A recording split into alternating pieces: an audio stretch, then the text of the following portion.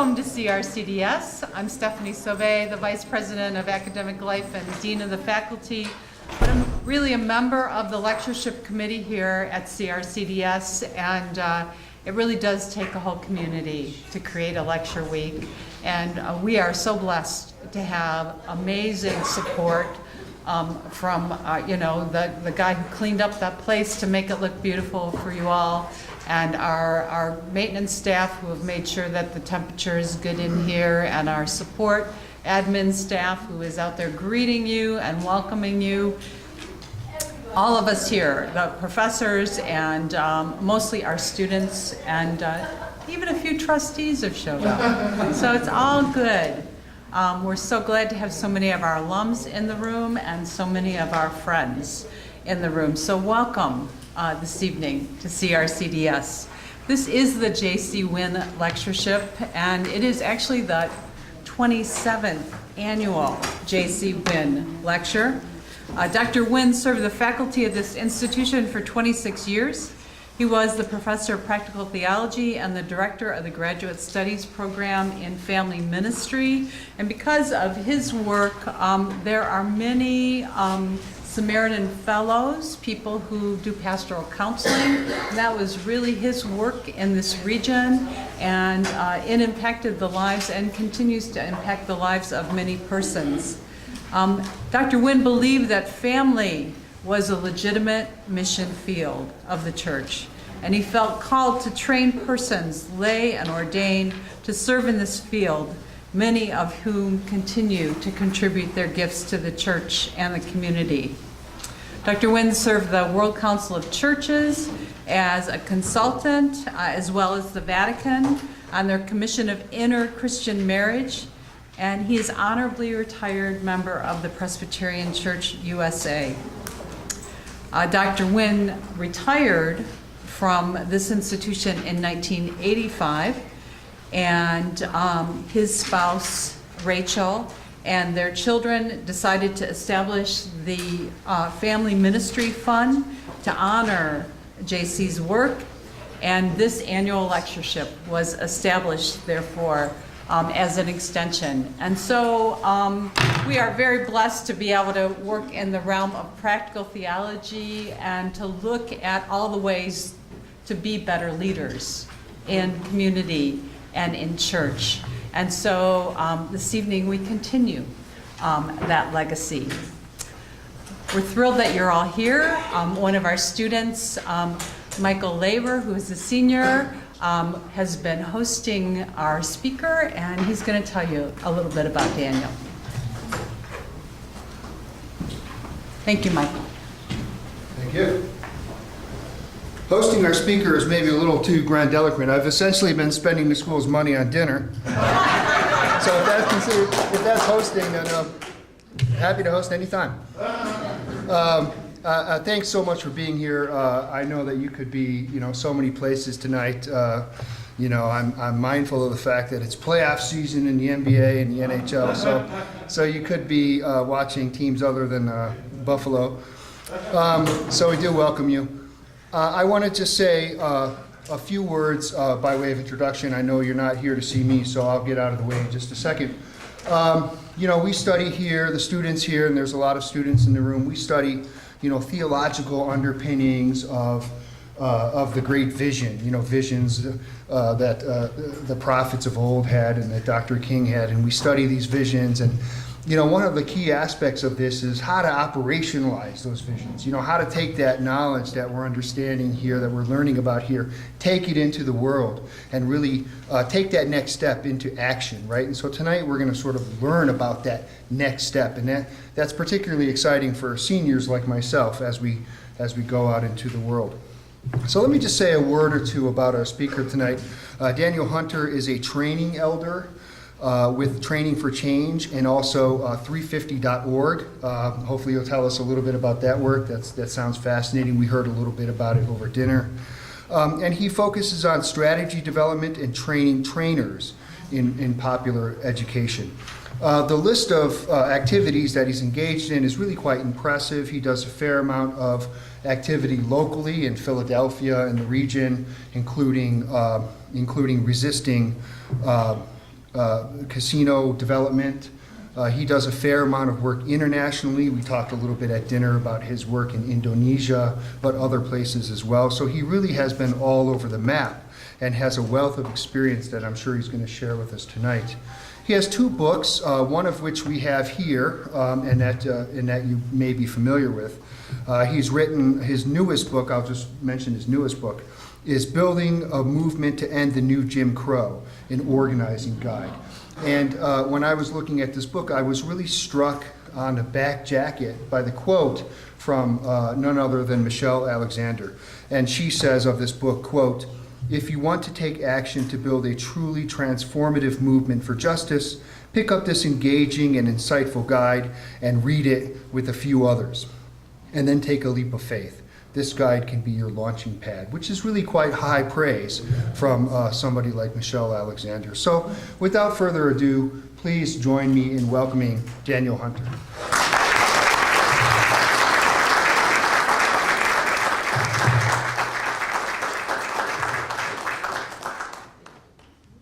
Hi, everybody. Good evening. Good evening. It's good to have a group that will speak back to you, so I appreciate that right from the start. So thank you for having me here. It's a delight and an honor for me to get to be here up in Rochester. I live in Philadelphia. My family grew up in upstate New York. I spent a bunch of time in Binghamton, New York, and so it's good to be up this way. I want to just appreciate folk for turning out, for coming here this evening. And as Michael said, there's many places that you might be. And so tonight we'll try to do something that's both educational about how could we be involved in movement building, the life of organizing for justice, and also try to give a chance to also connect with some other people. So there'll also be a reception afterwards. Since I've been told by people there are a number of people here that you don't know, and so take that opportunity to connect with the broader community that's around us. Michael mentioned that I wrote a book, Building a Movement to End the New Jim Crow, which is a bit of a mouthful, and I keep forgetting all of the words for that particular title. But I was asked to write the book, not so much because I have a lot of organizing experience around fighting mass incarceration, but because of my background as a community organizer taking on issues of affordable housing or around anti-casino organizing, which I'll tell a story about, and a range of different issues as an organizer. And one of the specific pieces on an issue like mass incarceration that's this large, on any issue that is really large, one of the challenges is, where do we start? We as an individual can't take out the whole thing. So where do we start? And so one of the pieces that I really emphasize in the book is the concept of campaigns.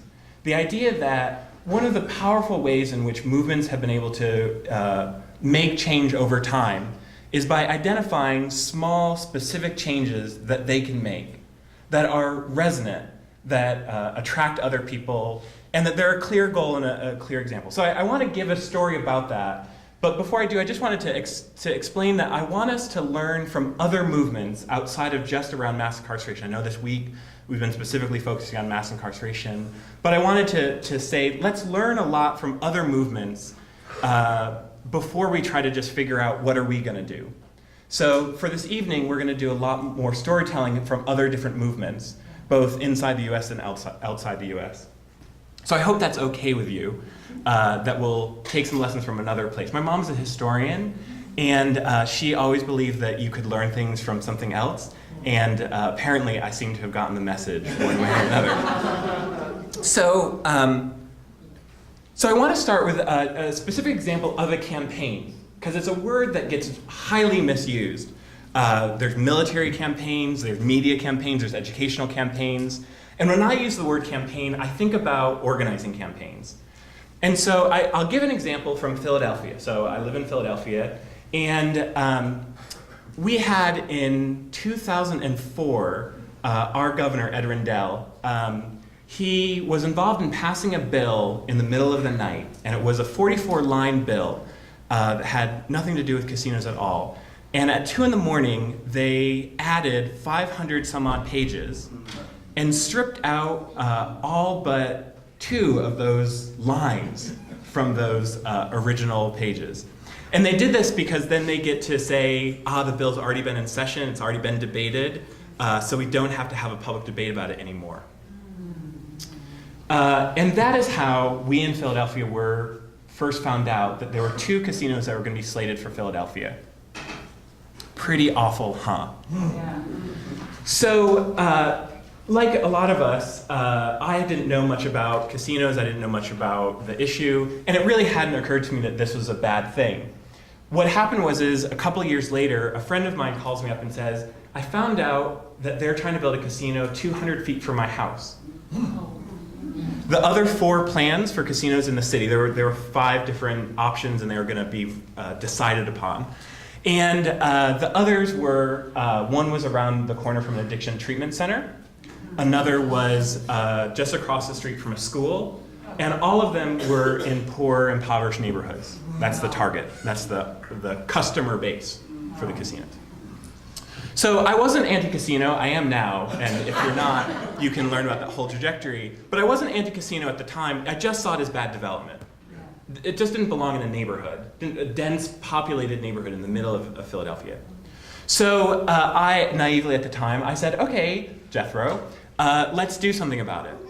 And there's a couple of things. So one, the governor was behind it, the state representatives were behind it, city council was behind it, the mayor was behind it. Who else could we name? The media, there was like one march that someone had organized. The media, their response, the Philadelphia Inquirer said, what was the quote? They said, the train done gone and left the station. This is a done deal. Normally, we applaud citizen action, which isn't true. But normally, we applaud citizen action, but in this case, we find it pathetic. So they had something to say about it. So we were being told by all of the political class, the media class, don't do it. The judiciary, I should mention, the judiciary, they had all gotten money, or as far as I know, all of them had gotten money from the casino industry, and so they didn't have anything to say about it. So it wasn't like we were overabundant with allies. That wasn't our problem. we were dealing with a true grassroots fight from we didn't have anybody to. So Jethro and I said, well, let's do something about it, because that's the way we think. So we said, with those odds, let's do what we can do. Because when you're in a fight, you fight because you don't necessarily have a huge choice about it. It was in his backyard, he then made it in my backyard, and so we said, let's take it on. And the thing that makes a campaign is not an issue. We had an issue, and that isn't a campaign, just because there's something bad going on. So we needed a way to get more people involved. And what we knew was we wanted to identify a specific goal, something that people could all rally behind. And they could see that we could make some progress. Because we had been told by everybody, you can't do this.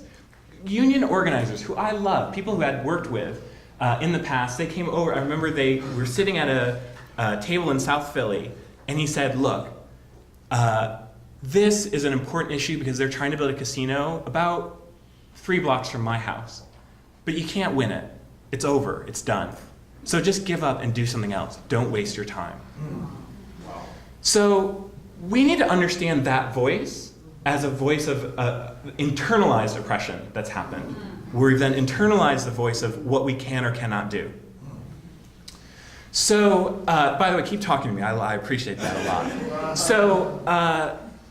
So that was our situation. We realized we needed to have some momentum to show people that we could win something. And that's the power of a campaign. So we said, me and Jethro, we sat around a kitchen table and we designed a campaign that we called Operation Transparency. And we said, what we want, one of the things that was happening, you get this story about how people weren't really included in the process, and that continued to be the case. Jethro couldn't actually find updated plans about what was being built across from the street. So site plans, architectural plans, traffic plans, impact studies, crime impact studies, economic, environmental, none of those were made public. And so it was a completely like hush process. Why did they need to be public? Because they had already shown to everybody it was a done deal, so they didn't need us. We weren't necessary in the process. That was the story being told. So we said, we're going to set a campaign. We did not make our campaign goal stopping casinos. Our name was Casino Free Philadelphia, but we did not make that our immediate campaign. We sliced it. This is what we call in our business, in our industry, as it were. We call it slicing an issue. So we sliced it down to something that we thought could be tangible, create some momentum, help get us where we wanted to go. So we said, we want all of the plans, all the casino plans to be made public. Now we're theatrical, so we didn't just say it that way. We went down to City Hall and we said, we want all of the traffic plans, architectural plans, environmental plans, social impact studies, traffic, all of it, to be made public by December 1st. This is around Halloween. We want it to be made public by December 1st at high noon. If it's not made public by high noon on December 1st, then the next week, we will be forced to go to the Pennsylvania Gaming Control Board, the overseeing body, and we'll have to take the documents ourselves. We'll have to liberate them. Wow. So we had an action and an explanation. This is what we call action logic. We had an explanation and a design for how we would get there. So we said, we didn't just say to people, oh, we have a thing that we want to do. We said, we're going to explain to you how we're going to get the documents. Of course, many people then would have lots of questions. I bet you might have questions. How will you get the documents? What will that look like? What's a document search look like? That's great. That's your goal. You want people to be interested in what you have to say. So we created drama. Media loves drama. People love drama. I mean, I'm going to go home and watch some Netflix, and it'll be drama. So we wanted to create some drama. That's part of the power of nonviolent direct action. And what we did was we said, we did this all theatrically. So we went down to City Hall, we said that's what we're going to do. We had a bunch of media people who came with us because we had made that announcement ahead of time. We then went up to City Council and we delivered to them, it was Halloween, so we delivered them like little trick-or-treats. We said that we don't have money to buy you guys off, so we had the little gold chocolates. And then we also delivered magnifying glasses so that they could search for the documents. And so that was our symbol. So that was sort of mentioned, and honestly, there were like 2 news stories. They were hidden like way back in the back. It wasn't a big thing. But keep in mind, it was just Jethro and I who launched this campaign. There's like 4 other people who showed up with us for this particular action. This is not a lot of people. 2 of them were friends of mine who were, well, they weren't even friends. They were people who were staying in my house. And we're kind of forced to go. I'm just telling you the real deal of how organizing happens. It's not magical where you've like got a powerful group of people. I mean, at some point you might get there, but it doesn't start. It just starts with what you got. So we had a goal, we had a date, and this is very important. We're not going to get on their timeline. We're going to keep it on our timeline. So, because otherwise they can negotiate you on and on and on. Oh, we'll release it such and such or such and such a date. I mean, you guys in bureaucracy, you know how to do that, right? Sure. So, sorry.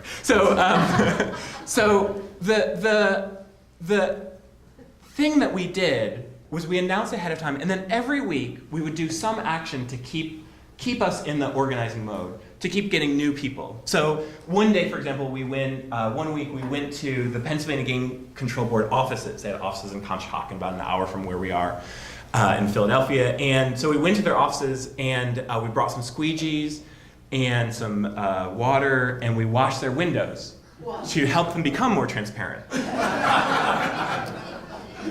Or then another week, there was a hearing about the casinos, and so people like actually, wow, I had not put this together. People like Donald Trump showed up because he had a casino plan, and so various luminaries and whatever were coming in, and we would go up to them with magnifying glasses. We called it a practice document search.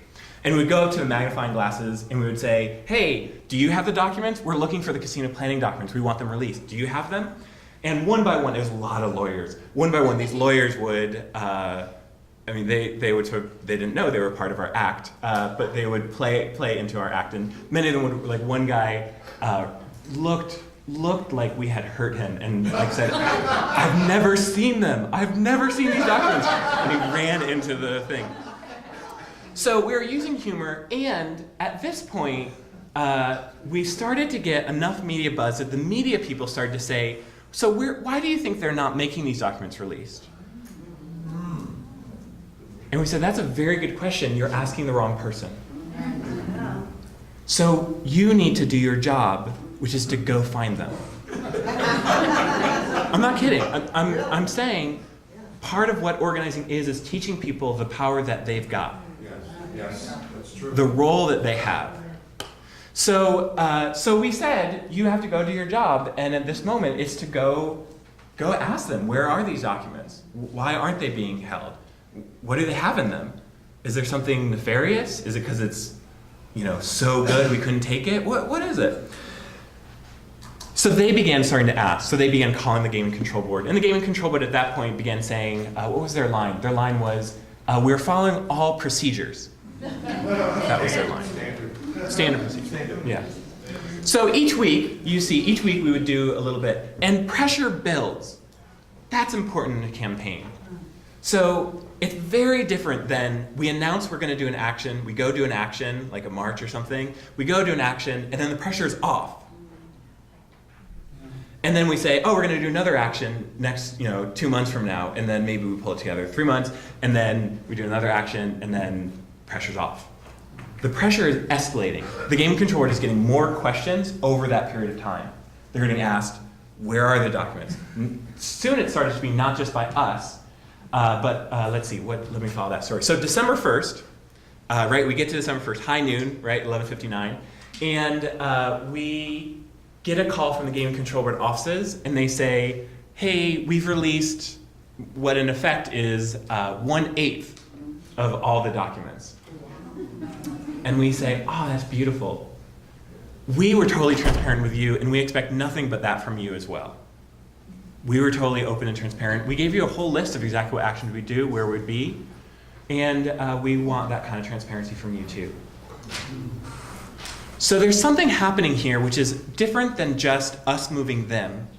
We are also holding on to a new value. So our campaign wasn't just oriented around casinos. It was also oriented around democracy and around transparency, and we were also modeling it. So if we're looking for a system where we treat each other right, then that should be embedded in our movement culture as well, in the way that we operate. So we were totally transparent with them, they weren't with us. They gave us 1/8 of the document, and we announced that's not enough. Sorry, we were totally open, and we're still gonna have to go forward with the document search. So at that point, that was the point at which we had the first break of any politicians who said, maybe we are interested in those documents too. So 2 politicians who had casinos proposed in their area, they said, you know what? We actually want those documents too. Very tentative ask, right? This is not an anti-casino ask. This is the role of a campaigner, which is to make it easy for people to join our side. Our side is a wide open, if you love transparency, I would talk in groups and 3/4 of the room were all casino supporters. But I could get them on board because I would say, hey, do you think we should have access to these documents? Sure. That's the goal of a campaign, which is to win people over. Not to be dismissive, oh, you're not like us. You want to win people over, and then the more time they get, my belief is the more time they spend with us, then the better off they'll be. So that's what we wanted to demonstrate. So that was our goal. Our goal was to bring people over. So December 1st happens, they didn't release all the documents, so December 10th. In case you want to do document search, this is what it looks like. So we parked our bus. We had 2 buses. Again, because I'm telling you the real story. I probably shouldn't have promised to do that. The real story was 40 of we had I think 120 people. 40 of those people were students that were forced by their teacher to come with us.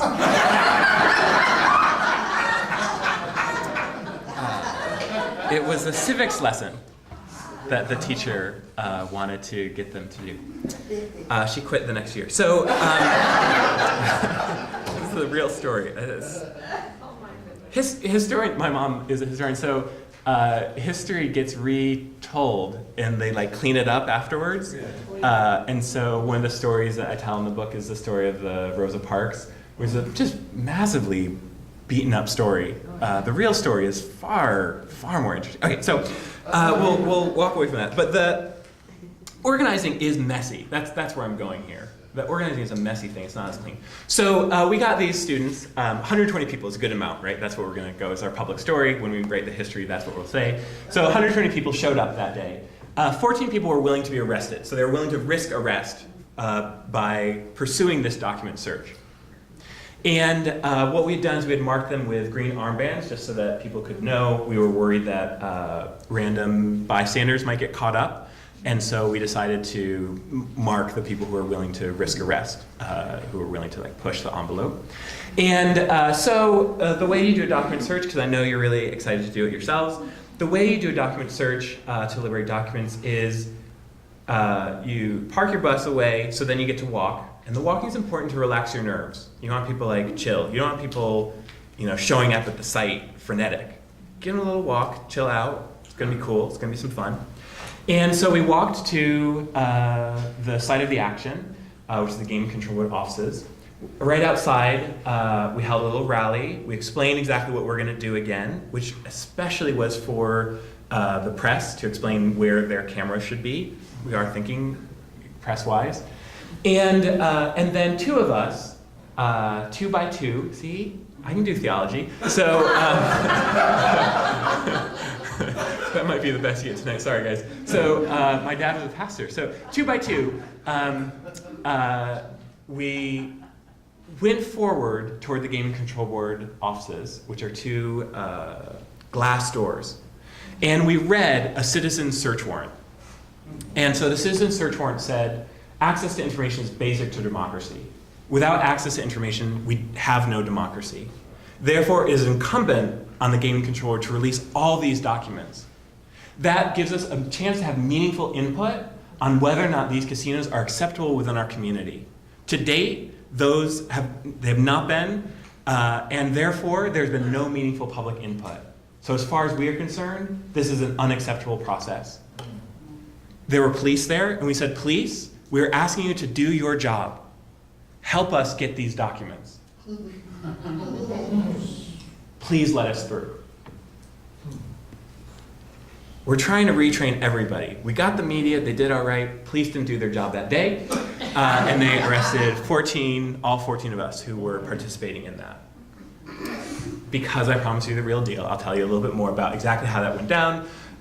14 of us, we all filed forward 2 by 2. And the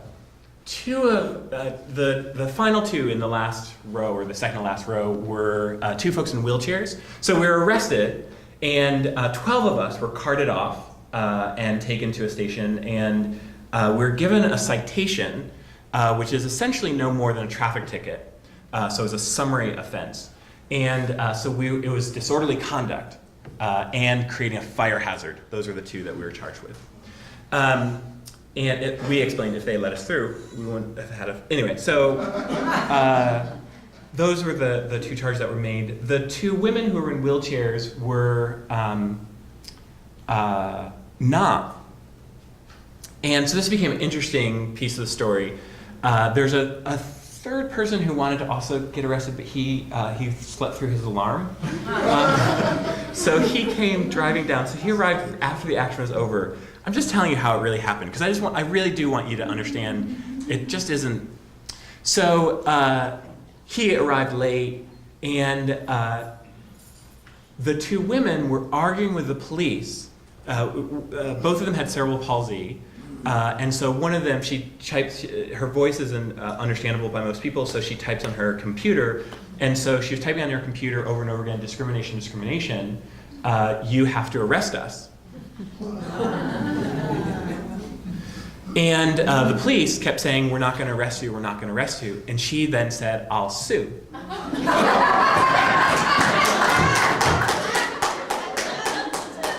That caught his ear. And so the three of them, now the two women and then this third person, all demanded that they also get arrested as part of the action. And so they then also got a citation. So they were able to also get a citation. And we hadn't trained for that particular scenario. We had done training the night before. Always a good idea. So we had done nonviolence training the night before, but we didn't know that particular scenario. But we had created enough of a culture, which was, we're not trying to avoid the arrest, actually, because the way we saw it, the arrest itself is an indictment on them, not us. Because anybody who understands what we just did will understand we did it for the right reason. So, and that, I just want to back up on the strategy part. That's because of how we constructed the campaign. So we constructed the campaign, we designed it with the idea, here's our goal. And then what's an action that clearly marks us implementing the justice part of that goal? You follow me? So, so that was our way in. We call it the action logic. That's the tactical way of talking about it. Another way just to say it is, you do what's right. Whether it's legal or not, whether it's allowable or not, whether it's correct or not, you do what's right. So that was how we were operating.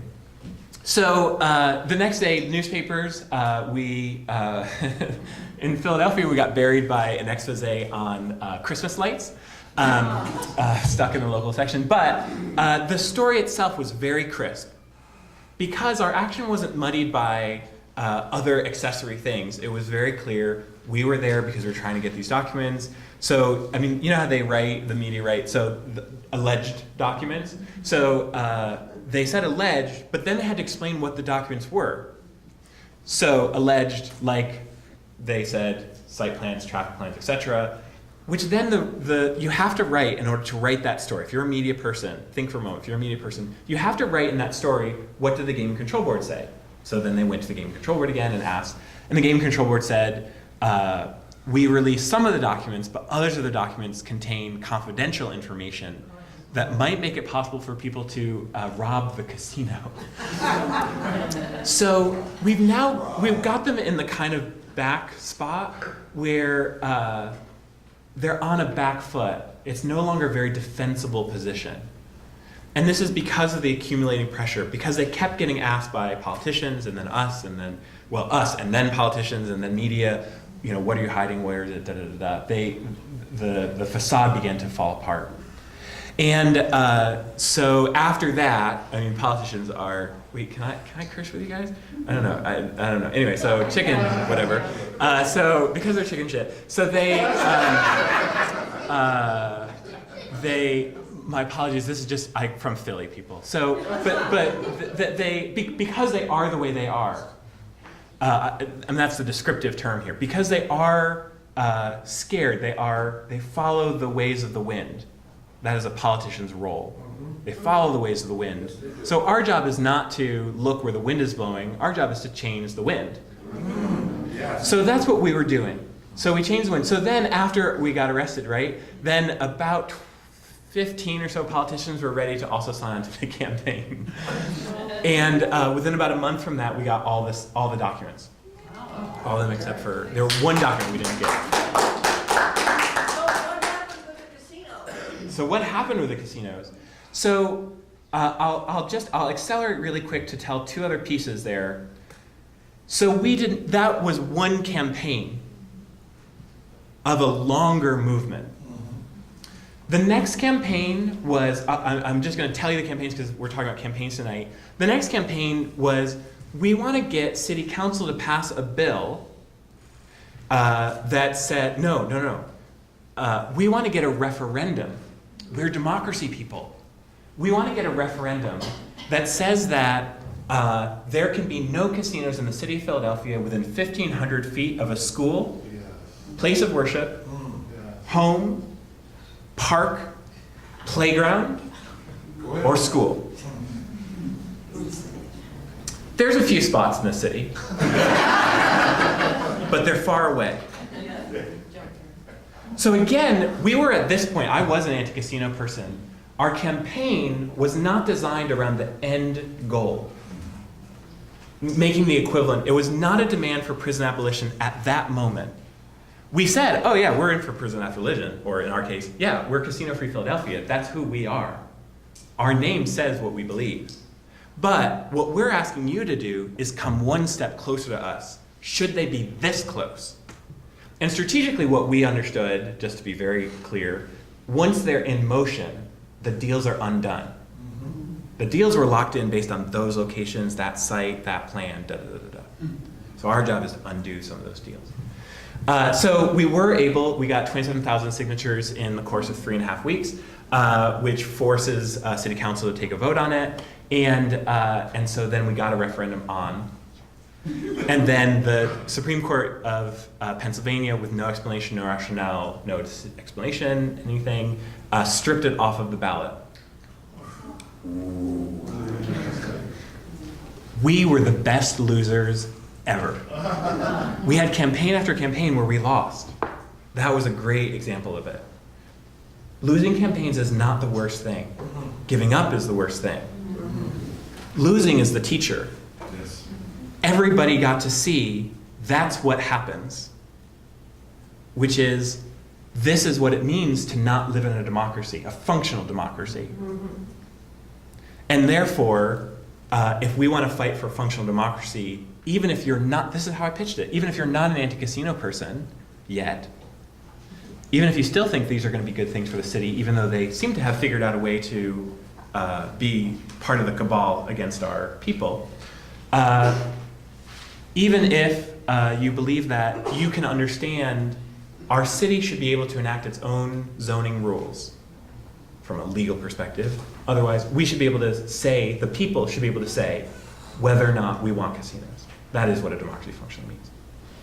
Now, of course, losing isn't actually the teacher alone, because you also have to show how you keep going. So we said, in our spirit of we'll do the right thing no matter what they do to us, we decided to run our own election. So on May 15th, there was that other election that was happening in Philadelphia, and then there was also our election, where we set up an election with ballot boxes across the city. We thought we were going to do it everywhere. Turns out there's 1,982 different polling places in the city of Philadelphia, so we didn't do it everywhere. But we got a representative sample, high representative sample, in fact. And we got, what was the number? 13,000 something, 14,000 more or less, registered voters. We were able to register every voter. And so we set up an interaction with the registration of the voter database. And so we went far and beyond, and our goal was to give people a voice, to give people a chance to vote on the question that was taken away from them. So one after another, that was our way of moving. That, of course, wasn't the end of it, but that moment was our high moment. So historians would write from that moment, not bad historians would write from that moment and say, see, that's what happened, and then afterwards, all the politicians came on board, and then it became a political maneuvering for the next couple of months. The governor got involved, and he said, well, his quote was, don't worry, no one's gonna piss on your doorstep. This is not that big of an issue. And then about a month later, after some more pressure, he said, we're gonna make these things move. And then various others of our politicians also began to move. So our political class began breaking apart. The deals were being undone. And so that again, that just gives you a sense of how we move. And the long and the short of it, we were able to kill Foxwoods Casino, which is a $650 million casino that had been proposed in Philadelphia. To date, the second one hasn't even really gotten started. They've kept trying to create a new one, but the deals were all done a while ago, and so they've had all this trouble. And the other casino, Sugar House Casino, it did open up, so we were unsuccessful in that regard. So I share my failure with you. And it was a third the size that they wanted it to be. It conformed to planning restrictions that we wanted to do. They put a green roof on, and we also received something in the range of 10 times the amount of money that they wanted to give to the community. So there's a community benefits agreement in place. Certainly not the win that we wanted, and it's a better loss than what would have happened. So that's the story of Casino Free Philadelphia. And so I want to just give you a moment, since we have a bunch of people here, just turn to somebody next to you who you don't know. Find somebody, just for a minute, and chat with them about what did you hear? Like, what were some of the pieces that struck you, that seemed useful to you as we're learning this art of campaigning? So chat with one person, and I'll call you back in just a minute or so. But this is a chance to chat with someone. What did you get out of this? What did you hear?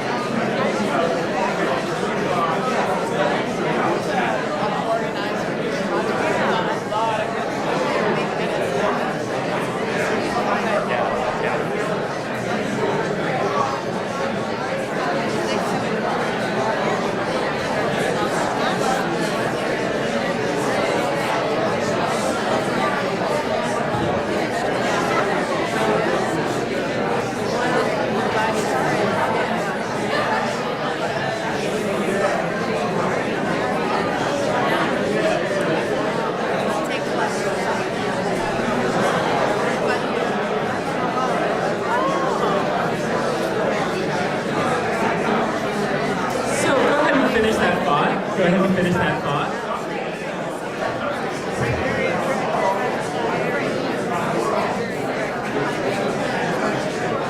Okay, so finish that thought, if you will.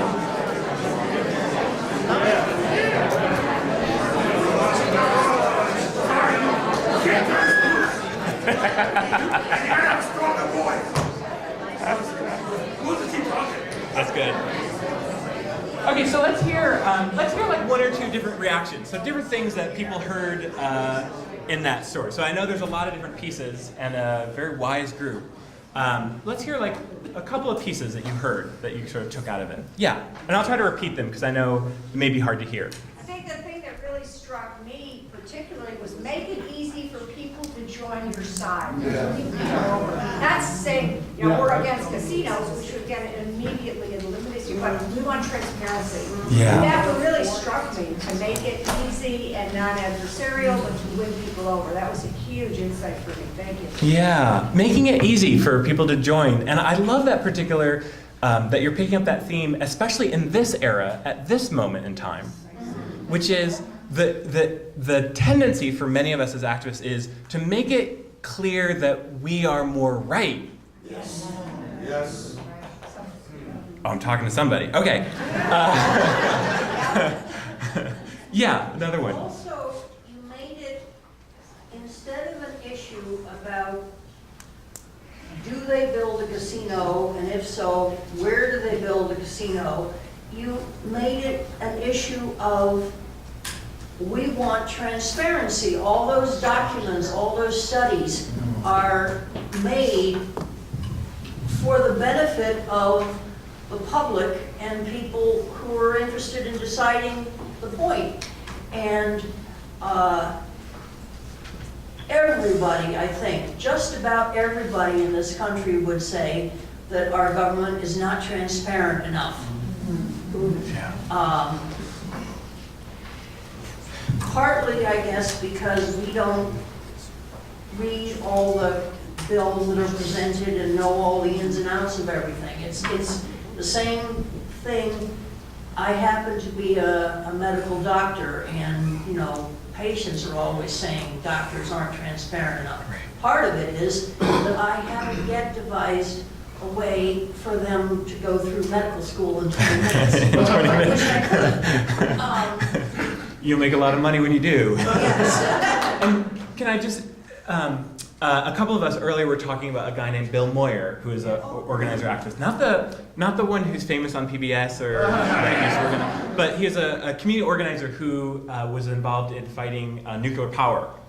And he talked about what you said, which is, he said, the goal of an activist is to identify a widely shared value that people all, I mean, you know, you can't say all because it's a big country, but that people all get behind, and identify how that is being violated by the myths in society. So for his case, when he was doing work on nuclear, he was talking about it as the myth is that, this is what they were saying at the time, if we get nuclear power, energy will be so cheap that we won't even have to regulate it. And the secret is, if anything goes wrong, we will have a 10,000-year problem we don't know how to fix. That will kill your family and so on and so forth. Right. And so that was his job, was what's the widely shared value? People love being alive. It's not that complex, but well, I'll speak to some of you theologians. Some of you know how to make things very complex. And so in community organizing, I mean, we're doing theater, right? It's in a way, it's like public theater, and it's not Broadway. It's not like complex, but it's goodies and baddies. I mean, we're trying to simplify, to be clarifying. I mean, I think in that sense, our goal is clarifying about what's happening. Okay, one more out there. Yes, yeah. There was a lot of things we talked about in here, but for me personally, I like the way you created contingency confusion. Another way, what I mean by that is they probably built in contingencies for people that's going to protest and fight them. But your creativity and your ability to bring a lunch and to stay with it created confusion to them that they weren't ready for. Yeah. And that really kind of actually supported your momentum. Yeah. Can I give it? I want to give just one example of that in the campaign, which was during. You heard that this was sort of around Christmas time, right? December, etc. And so there's a group of ministers who decided to give what they call a Christmas letter to the Pennsylvania Game Control Board sometime early, like November 30th or something. But they wanted to give a letter basically saying, we don't want a casino in Pittsburgh. And they were locked out by the Game Control Board. Wouldn't let them in, forced this elderly guy who's 70 years old to walk down 13 flights of stairs. Got all sorts of bad press. We didn't think about it for a while. We just thought, wow, they have a really bad PR team. Someone pointed out to us, why do you think they did that? They did that because they thought that was you. They aren't used to the way you guys are doing things. We had a whole flyer where we told them exactly what we're doing when we were doing it, but would they believe that? No. They had an attitude that these people aren't we're not the game controller wasn't transparent, so they don't think transparency. They don't think up for forthright honesty. So when they met it, they assumed we had a whole hidden agenda. So they ended up taking it out on these ministers. Awful. Oh, this horrible. They got all sorts of trouble for it. Yeah. You asked us to say what we heard from the story. And what I'm hearing about is when you stood there and told the police officers, please do your job. Let us get to these documents. Because you were having faith that they were public-spirited public servants who wished to help you implement using the democracy in a productive way. You had faith that they would do the right thing. Yeah, yes. I would say in the form of, we had faith that over time they will do the right thing. If we train them over time. And I think that's, yeah, exactly, that's the spirit. And so I want to just emphasize a couple of other things that also just occurred to me as I was like preparing for this particular talk, which was, particularly in this moment, one of the things that were needed in order to create campaigns is we have to be grounded in our values, which is why I'm so delighted to be here talking about this, because this is what a divinity school can offer, is the grounding of values, the reminder of morality. This is right and this is wrong. Across the board, this is an injustice. Not a partisan thing, this is wrong. And that language of clarifying is available to this school, and I mean, some of us are community people too, so it's available to us too, but I'm speaking especially to them around one of the values that I think the school can offer, which is that clarifying, and I think that practical theology that you guys offer at this school is in fact that piece. Because that's needed in society. And I say grounding because politically, I mean, I'm talking about Trump here and the era that we live in. Politically, it's very easy for us to come from a reactive spot. In fact, there is a whole industry, multiple industries, whose whole goal is to keep us staying reactive. So the media says, this outrageous thing happened, and we say, oh, we need to share that with our Facebook friends. Can you believe it? Look what they did now. That is a reactive spot, and we're not talking about our values. We're not talking about transparency. We're talking about bombs in Syria. We're talking about And so the campaign model, where we focus ourselves in on what our values are, and show that in the form of a campaign, it's elucidating. And I'll say for those of us who want to talk about everything, you can talk about everything, but talk about it within a campaign, in a specific focused campaign. Any issue, I can talk about casinos and how it's related. I can connect that issue. I got to that point of understanding the issue. So around incarceration, for example, we got very good at understanding one of the major reasons why people go into bankruptcy, for example, is related to the casino industry. In fact, other than medical bills, it's consistently cited as the number one, number two reason that people go into bankruptcy. It's highly related. It creates a new, I'm not a fan of this language, so if you'll excuse me for the language, but it creates a new criminal class. That one of the things that happens after casino, who are the people who go into casinos and then end up like stealing? The most common, you hear about like prostitution or drug abuse or something, but that's not actually the big crime that happens afterwards. It's stealing from your job or from somewhere. Embezzlement of some sort. That's the one that increases the most. And the reason it increases is because it's mostly white middle-class women who go to the casino industry, and they go to casinos because they see it as a safe place for them to socialize and hang out. And so you have a whole new group of people who becomes criminalized because of an addiction, where a government is then in bed. And when have we heard of governments in bed with the criminalization of people? So now we're in mass incarceration, but we're finding our way in. And I think the beauty of a campaign is you can talk about everything. So I think that's one of the things I can't stress that enough as a theme. And in this era, that's a particular need, which is we need to have people who aren't trying to talk about everything without talking about something substantive. And so the campaign model allows us to talk about something substantive. So we can get into that spot. The second that people have emphasized is asserting a value. So I'm working with colleagues at 350.org. That's an organization who's working on climate justice, on climate change. And I work in the global department, and primarily what we're working on in the global department is supporting local teams to develop campaigns on essentially keeping fossil fuel in the ground, oil, coal, natural gas, as well as creating new solutions that are local-based solutions to climate, including solar and renewable, but also other kinds of sustainable projects. So one of the teams that's in Brazil, Brazil, a country who knows polarization. We are now increasingly in a polarized country, And Brazil is a country that knows polarization. And one of the things that they do in Brazil is they've decided we need to stop, there's a goal to try to expand fracking in the country. And so they said, okay, we want to stop fracking. But if we stop fracking, we need to make sure that when that campaign is over, people understand more how precious water is. So their whole campaign, everything they do is related to water. So they don't have city bans that say, I know New York also had like the local ban strategy. Their bans don't say no fracking. Their bans say no fracked water can be on our roads.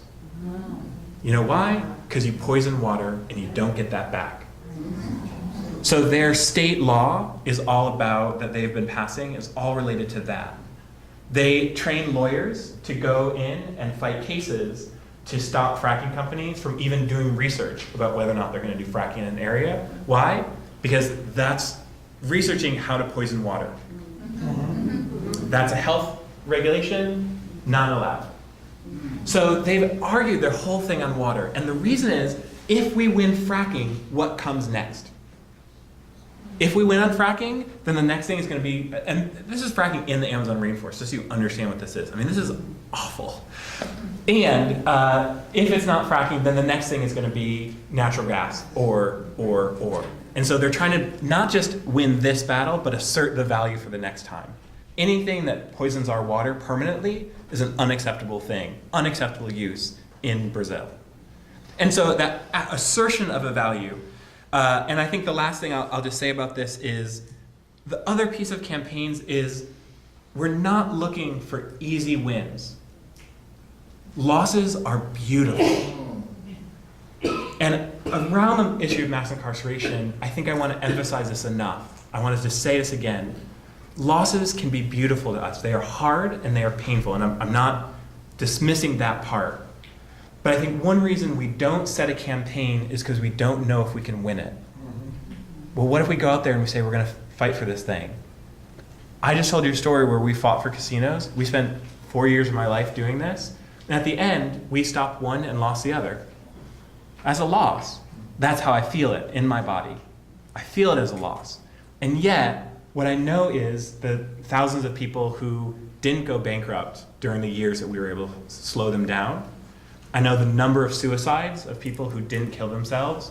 I know the number of stories that we've been able to ripple out. And I also have a sense of history. And so I want to go back to the piece around history, which is